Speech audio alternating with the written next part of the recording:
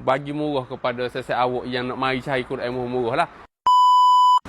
Kalau lama dah puasa baru boleh buat lelong Quran hari ni. Hari ni 1 Mac. 1 Mac hari puasa yang ke-11 lah tak silap. Kita baru boleh letak Quran lelong ni. Ni di SQ dah. SQ Al-Quran lelong, tapi stok kita tak letak banyak lagi ni. Nanti kita buat mari lagi, kita topak-topak lagi. Macam-macam harga ada. Ada 45, ada 30, 20, RM4, 10. Macam-macam harga. Dia harga asal dia mahal lagi. Cuma kita lelong ke, kita murah ke, kurang ke harga. Disebab ke Quran ni bukan Quran yang rosak punah ke apa dak. Cumanya dia ada keluaran baru. Hak ni keluaran agak lama sikit.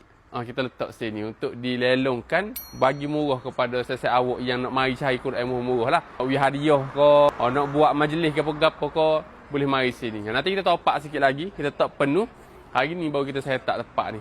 Boleh mari tengok sini Al-Quran lelong ni. Ada pakat mari belakang di SQ Tanah Merah sahaja di Cawangan tak ada. Ni SQ Tanah Merah sahaja.